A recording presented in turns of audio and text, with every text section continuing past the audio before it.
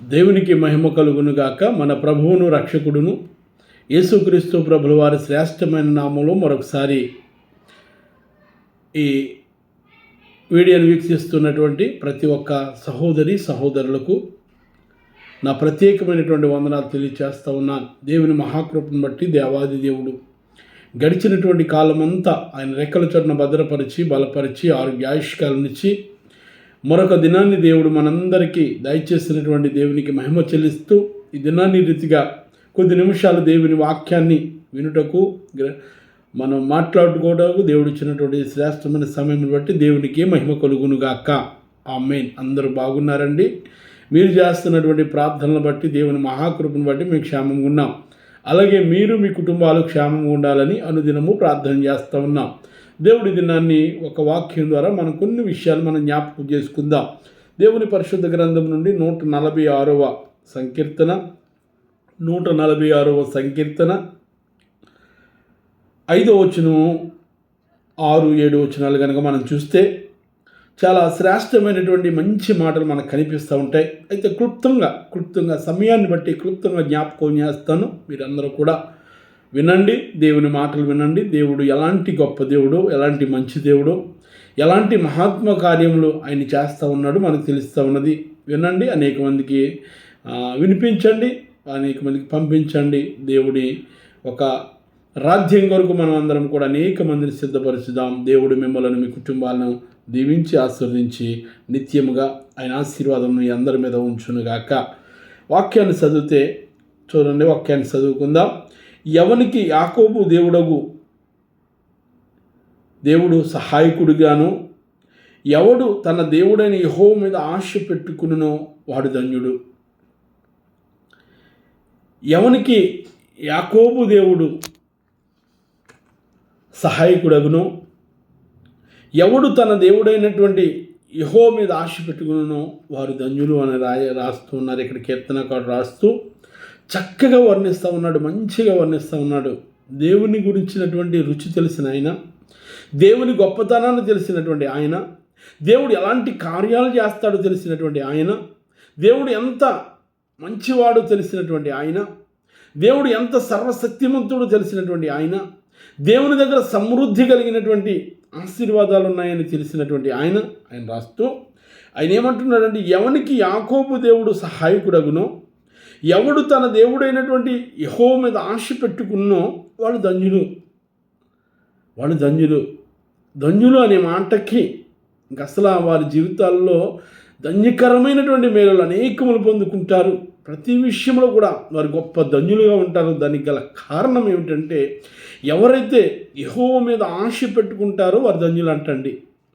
ఎవరైతే దేవుని మీద దేవుడే నా కార్యమును సఫలం చేస్తాడని, దేవుడే నా కార్యమును ఆయన మాత్రమే చేయగలుగుతాడని, ఆయన మాత్రమే నా పోషకుడు, ఆయన మాత్రమే నన్ను నడిపించేవాడు విడిపించేవాడు అని ఎవరైతే ఆయన మీద ఆధారపడతారో వాళ్ళు ధన్యులని చెప్తూ కింద వచనాల్లో చూస్తే ఎందుకు ధన్యులు, ఎందుకని కనుక 1-2 విషయాలు మీకు జ్ఞాపకం చేస్తాను. 7వ వచనంలో కనుక మనం చూస్తే 7వ వచనంలో రాయబడినటువంటి మాట మనం చూడండి. బాధపరచుబడు వారికి ఆయన న్యాయం తీర్చును, ఆకలి కొనిన వారికి ఆహారం దయచేయును, యెహోవా బంధింపబడిన వారిని విడుదల చేయును, యెహోవా గుడ్డివారి కనులు తెరవ చేయువాడు, యెహోవా కృంగిన వారిని లేవనెత్తువాడు, యెహోవా నీతిమంతులను ప్రేమించేవాడు. చాలా విషయాలు మనం చెప్పుకోవచ్చు. అందులో క్లుప్తంగా మనం చెప్తే కనుక ఆయన ఏమంటున్నాడంటే, ఎవరైతే బాధపడుతూ ఉన్నారో బాధపడు వారిని ఆయన ఏం చేస్తాడు అంటే కనుక ఆయన బాధపడు వారికి ఆయన న్యాయం తీర్చేవాడు అంటండి. నిజంగా లోకంలో మనం చూస్తూ ఉన్నాం, బాధపడే వారికి న్యాయం ఎక్కడా తీరట్లేదండి. నేను చాలా విషయాల్లో చాలా చోట్ల వింటున్నటువంటి మాట, చాలామంది బాధల్లో ఉండి, చాలామంది దుఃఖంలో ఉండి, చాలామంది అన్యాయం అయిపోతూ కొంతమంది దగ్గరికి వెళ్ళినప్పుడు వారికి ఉన్నటువంటి పొజిషన్ను బట్టి, వారికి ఉన్నటువంటి లేనితనాన్ని బట్టి, వారికి ఉన్నటువంటి స్థితిగతులను బట్టి వారు అన్యాయం అయిపోతూ ఉన్నారు. ఎక్కడ న్యాయం జరగట్లేదు. ఎక్కడ డబ్బు ఉంటే, ఎక్కడ రికమెండేషన్ ఉంటే, ఎక్కడ వాస్తవాలు ఉంటే అక్కడే న్యాయం జరుగుతున్నట్లుగా మనం చూస్తూ ఉన్నాం. బాధపడు వారికి న్యాయం జరగలేనటువంటి రోజుల్లో మనం ఉంటున్నాం. దుఃఖపడుతున్న వారికి న్యాయం జరగలేనటువంటి పరిస్థితిలో మనం ఉంటున్నాం. అందుకని దేవుడు మాట్లాడుతూ బాధపడు వారికి ఆయన న్యాయం చేసే దేవుడు అండి. నీవే బాధలో ఉన్నావు, ఏ వేదనలో ఉన్నావు, ఏ శోధనలో ఉన్నావు, ఏ కష్టంలో ఉన్నావు, ఏ తీరినటువంటి బాధలు అనేక దినాలుగా అనేకమైనటువంటి బాధల్లో ఉంటూ, అనేకమైనటువంటి ఇబ్బందులలో ఉంటూ ఎంతో కృంగిపోతున్నటువంటి నీకు దేవుడు ఒక మాట తెలియచేస్తూ ఉన్నాడు. నీకోసమే దేవుడు మాట్లాడుతున్నాడు. ఎలాంటి బాధలో ఉన్నావు, అనేక మందికి చెప్పుకున్నావు, ఇరుగు పొరుగు వారికి చెప్పావు, ఇంట్లో వారికి చెప్పావు, కావలసిన వారికి చెప్పావు. నీ బాధను తీసివేసే వ్యక్తి ఎవరు నీకు కనబడకపోవచ్చు, కానీ మన దేవుడు మాట్లాడుతున్నాడు. నీ బాధలో ఉన్నవా, శోధనలో ఉన్నవా, ఇరుకులో ఉన్నవా, కష్టంలో ఉన్నవా, నీ బాధపడుతున్న వారికి నేను న్యాయం చేస్తాను, నా యొద్దకు వస్తే మాట్లాడుతున్నాడు. ఎవడు తన దేవుడైనటువంటి యెహోవా మీద ఆశ పెట్టుకుంటారో వాళ్ళ జీవితాల్లో బాధపడుతుంటేనంట వాళ్ళకి న్యాయం తీర్చే దేవుడు అంట. రెండవ మాట మనం చూస్తే ఆకలి కొనిన వారికి ఆహారము దయచేయ దేవుడు అండి. బైబిల్ గ్రంథంలో మనం చాలా విషయాలు నేర్చుకోవచ్చు. ఏలియాకే కాకుల ద్వారా ఆహారం పంపినటువంటి దేవుడు నా జీవితంలో, మన జీవితంలో అనేక మంది సాక్ష్యాలు విన్నప్పుడు కూడా మనం చూస్తూ ఉంటాం. ఆకలి వేసినప్పుడు, ఆకలి బాధలో ఉన్నప్పుడు ఆహారం దయచేసినటువంటి దేవుడు అనేక మందికి దయచేసినట్లుగా మనం చూస్తాం. కాకుల చేతి ఆహారం పంపినటువంటి మంచి దేవుడు మన దేవుడు. నీవు ఆకలి కొని ఉన్నావా, ఏ ఆకలి కొని ఉన్నావు, శరీర ఆకలైనా ఆత్మీయ ఆకలైనా తీర్చగలిగినటువంటి మంచి దేవుడైన ఆకలి కొనిన వారికి ఆహారం దయచేవాడు. యెహోవా బంధింపబడిన వారిని కూడా విడుదల చేయవాడు. బంధింపబడిన వారిని, ఏ బంధకాలలో ఉన్నావు నువ్వు, ఎలాంటి బంధకాలైనా ఉండొచ్చు, ఈ లోకానుసరమైనటువంటి బంధకాలు ఉండొచ్చు, లేకపోతే ఆత్మీయ అనుసరమైనటువంటి బంధకాల్లో ఉండొచ్చు. కొన్ని రకరకాలైనటువంటి బంధకాలలో ఉండి నీవు బంధింపబడిపోయి ఉన్నావేమో, ఆ బంధకాల నుండి కూడా ఆయన విడుదల ఇవ్వగలిగినటువంటి దేవుడు. అంతేకాకుండా యెహోవా యెహోవా గుడ్డివారి కన్నులు కూడా తెరవ చేయువాడు. యెహోవా గుడ్డివారి కన్నులు తెరవ చేయవాడు. మనం చూస్తాం అనేక మంది గుడ్డివారిని స్వస్థపరిచినటువంటి దేవుడు మన దేవుడు. ఆనాడు యేసుక్రీస్తు ప్రభుల వారు భూమి మీద ఉంటుండగా 3.5 సంవత్సరాలు అద్భుతమైన పరిచర్య చేస్తూ అనేక మందిని స్వస్థపరుస్తూ, అనేక మందిని రక్షిస్తూ, అనేక మందిని నడిపిస్తూ, నడవలేని వారిని నడిపించి, చూడలేని వారికి చూపునిచ్చి, మరణ పడకల మీద నుండి కూడా అనేక మంది లేపినటువంటి మంచి దేవుడు మన దేవుడు. ఆయన ఏమంటున్నాడంటే గుడ్డివారికి కన్నులు తెరచేవాడు, యెహోవా కృంగిన వారిని లేవనెత్తువాడు.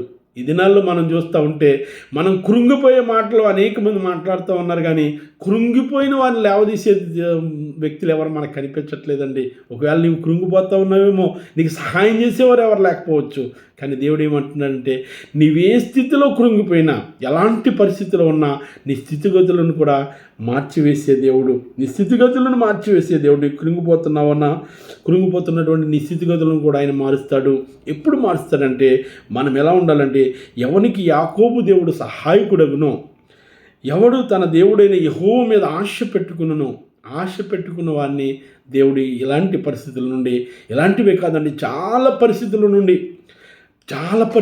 ఆయన మనల్ని తీసివేయగలిగినటువంటి దేవుడు. చాలా పరిస్థితుల నుండి మనల్ని లేకపోతే భద్రం చేయగలిగినటువంటి దేవుడైన నీ స్థితి ఏదైనప్పటికీ కూడా ఆయన వద్దకు వస్తే యెహోవా దేవుని మీద ఆధారపడితే ఆశ పెట్టుకుంటే కనుక ఆశ కలిగినటువంటి ప్రాణాన్ని తృప్తిపరుస్తారు. అలాంటి తృప్తి దేవుడు మనందరికీ దయచేయునుగాక. నువ్వు ఏ స్థితిలో ఉన్నా ఆ స్థితిగతులన్నింటినీ కూడా ఆయన మార్చునుగాక. బాధలో ఉన్నవా, బంధకాల్లో ఉన్నవా, ఇరుకులో ఉన్నవా, శోధనలో ఉన్నవా, ఇబ్బందులలో ఉన్నవా, వాటన్నిటి నుండి విడిపించి నూతన కార్యం దేవుడు నీ ఎడల దయచేయునుగాక. ఆమేన్. అట్టి కృప దేవుడు మనందరికీ దయచేయునుగాక. Amen. May God bless you. మహాగణుడును, మహోన్నతుడును, కృప కలిగిన, ప్రేమ కలిగిన, దయగల తండ్రి మీకు వందనాలు. ఎవరైతే యెహోవా మీద ఆశ పెట్టుకుంటారో వారు ధన్యులు అన్నావు ప్రభా. ఎవరైతే నైనా మీ మీద ఆశ పెట్టుకుంటారో వారు బంధకాలలో ఉన్నా, లేకపోతే ఇరుకులలో ఉన్నా, ఇబ్బందులలో ఉన్నా, శోధనలో ఉన్నా, బంధింపబడి ఉన్న ప్రభా, కృంగిపోయిన వారందరినీ విడిపిస్తానన్నావు. ఇది స్వరమించిన బిడ్డలు ఎక్కడైతే కృంగిపోతూ ఉన్నారు, ఏ విషయాల్లో ప్రభా నలిగిపోతూ ఉన్నారు, ఏ విషయాల్లో బాధపడుతూ ఉన్నారు నైనా, ఏ ఆహారం కొరకునైనా ఇబ్బందులు పడుతూ ఉన్నారు నైనా, మరొకసారి మీరు జ్ఞాపకం చేసుకున్నాను. ఏ స్థితిలో ఉన్న స్థితిగతులను మీరు మార్చండి అయ్యా. మీకు వందనాలు. వారందరినీ మీరు జ్ఞాపకం చేసుకుని వారి బలహీనతల్లో నుండి బలపరిచి, అనారోగ్య పరిస్థితుల్లో నుండి బలపరిచి, బంధింపబడిన వారిని విడిపించి ప్రభా, కృంగిన వారిని లేవనెత్తి ప్రభా మీరు గొప్ప కార్యం చేసి వారికి ఉన్నటువంటి వ్యక్తిగత కుటుంబ ప్రతి అవసరమును మీరు తెచ్చి నూతన ఆశీర్వాదాలతో, నూతన మేలుతో మీరు దింపి మీరు మహిమ పొందమని అడిగి ప్రార్థన చేసి పొందుకుంటున్నాం మా ప్రియ పరలోక తండ్రి. My God bless you. దేవుడు మిమ్మల్ని అందరిని దీవించి ఆస్వాదించును గాక.